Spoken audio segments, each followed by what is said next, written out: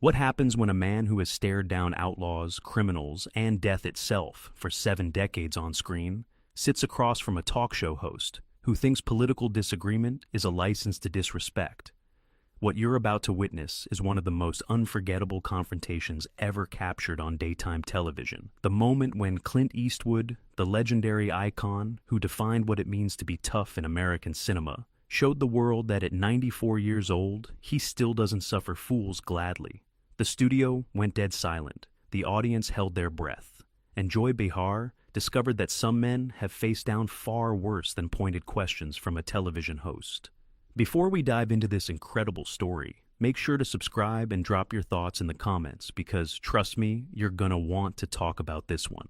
The morning had started with an unusual energy at the View studios. Clint Eastwood was coming on the show, and everyone from the producers to the camera operators knew this was going to be unlike any other interview.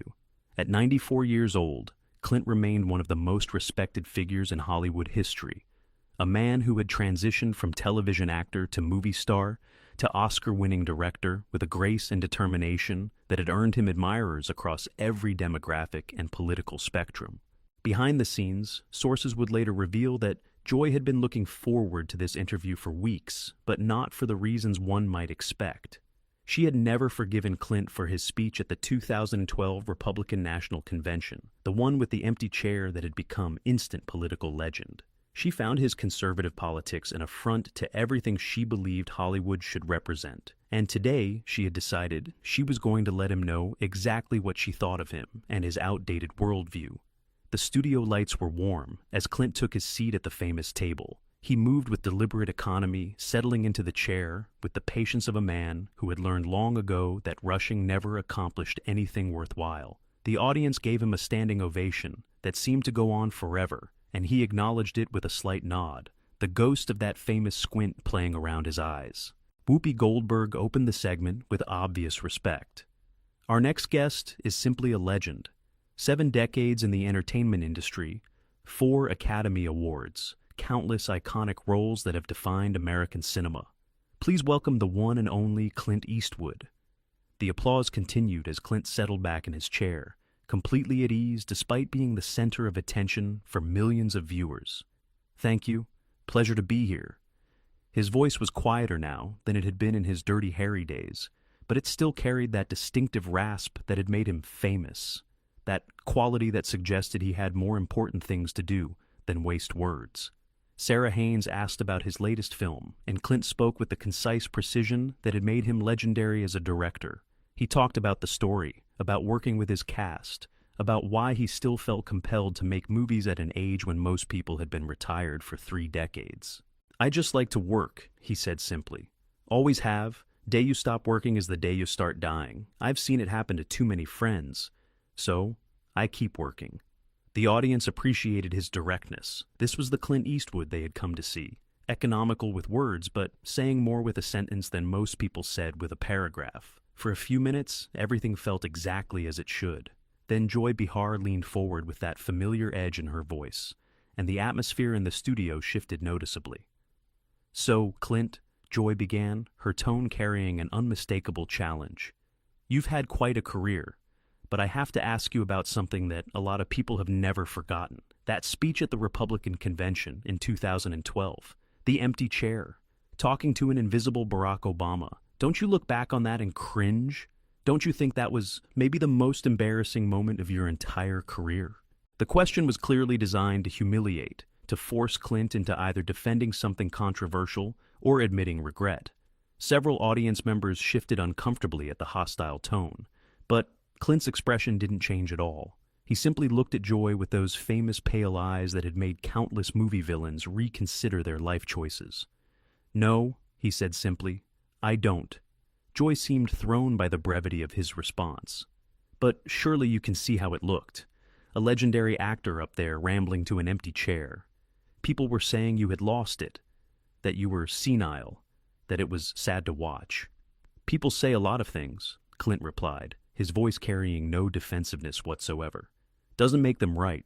I was making a point about politicians and their empty promises. Some people got it, some didn't. I wasn't doing it to win approval from people who were never going to approve of me anyway." The response was so calm, so utterly unbothered, that Joy seemed momentarily uncertain how to proceed. She had expected defensiveness, perhaps anger. Instead, she was getting the same unflappable cool that had made Clint Eastwood a star. "But don't you think it damaged your legacy?" Joy pressed.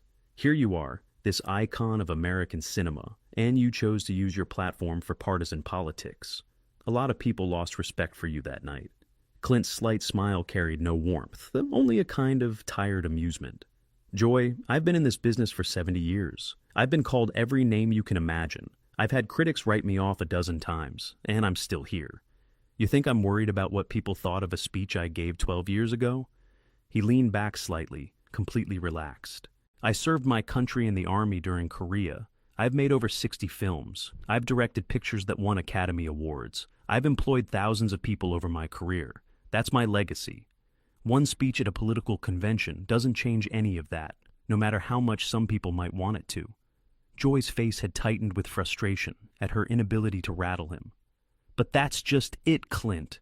You're a Hollywood legend, and you've aligned yourself with political positions that most of Hollywood finds repugnant. The Republican Party, conservative causes. Don't you feel like you've betrayed your industry?" The question revealed more about Joy's perspective than she probably intended.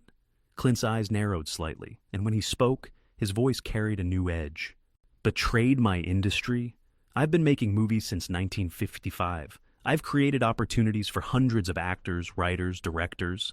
I've kept crews employed for decades. I've made films that have grossed billions of dollars. That's what I've given to this industry." He paused, his gaze fixed on Joy, with an intensity that made her shift in her seat. "What I haven't given them is my independent thought. And I'm not about to start now. I think for myself. Always have. If that bothers some people in Hollywood, that's their problem, not mine." Joy tried to regain the offensive. "But the things the Republican Party stands for, the observation landed with precision, and several audience members actually applauded before catching themselves. Joy's face had gone red. "That's not fair, Clint. There's a difference between free speech and hate speech, between opinion and misinformation." "Is there?" Clint's voice was quiet but carried clearly through the studio. "And who decides which is which? You? People who agree with you? Seems to me like the definition keeps changing depending on who's doing the talking." Joy was visibly frustrated now, her careful plan to corner Clint falling apart against his refusal to be provoked. "Let's talk about your films then," Joy said, shifting tactics. "A lot of people have criticized your work for glorifying violence, for promoting a certain kind of toxic masculinity. Dirty Harry was accused of being fascist propaganda. Don't you have any responsibility for the culture of violence in this country?" Clint looked at her for a long moment before responding. "Dirty Harry was a movie about a cop trying to stop a serial killer while bureaucrats got in his way. It came out in 1971. You want to blame me for violence in America because of a movie I made over 50 years ago?" He shook his head slowly. "I've also made films about the consequences of violence. Unforgiven was about a man destroyed by the violence he committed. $1 Million Baby was about the tragedy of broken dreams. Letters from Iwo Jima showed war from the perspective of our enemies to remind us they were human too. But you don't want to talk about those, do you? They don't fit the story you want to tell." The critique was devastating in its accuracy. Joy had cherry-picked his most controversial work, while ignoring the films that complicated her narrative. "I'm just pointing out that your films have a certain perspective," Joy said defensively. "A perspective that many people find problematic." "Problematic?" Clint repeated the word, as if tasting something unpleasant. "That's one of those words that means whatever the person using it wants it to mean. My films have a perspective, yes. My perspective. I'm the director. That's how it works. You want films with your perspective? Go make them yourself." The audience laughed, and Joy's embarrassment was visible. "You know what I find interesting, Joy?" Clint continued, his voice still calm, but now carrying an undertone of steel. "You've spent the last 10 minutes trying to put me in a box, trying to make me apologize for my politics, my films, my opinions. But you haven't asked me a single question about the craft of filmmaking, about what I've learned in 70 years, about why I'm still doing this at 94. You're not interested in any of that. You just want me to say, I'm sorry for not thinking the way you think I should." The observation stripped away the pretense of journalism and exposed the interview for what it had become, an ideological interrogation.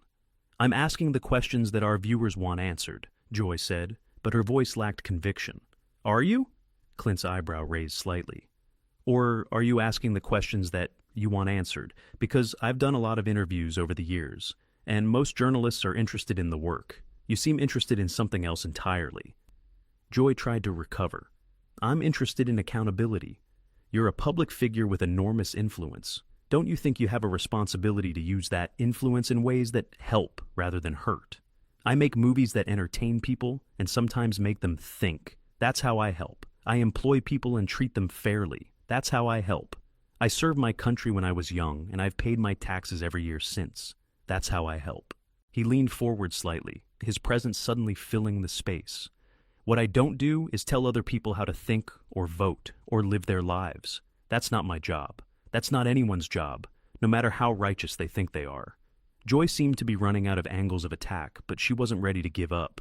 "But Clint, the Republican Party you support has pushed policies that many people believe are harmful to women, to minorities, to the environment. How can you align yourself with that?" Clint was silent for a moment, and when he spoke, his voice was quieter but somehow more powerful. "Joy, I've worked with more women and minorities in my career than most people in Hollywood.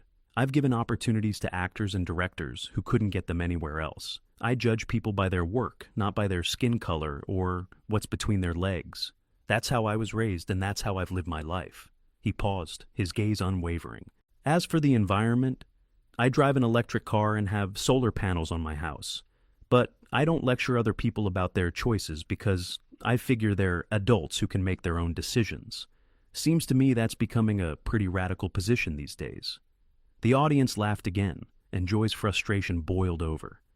"You can make jokes, Clint, but these are serious issues. People are suffering because of the policies your party supports."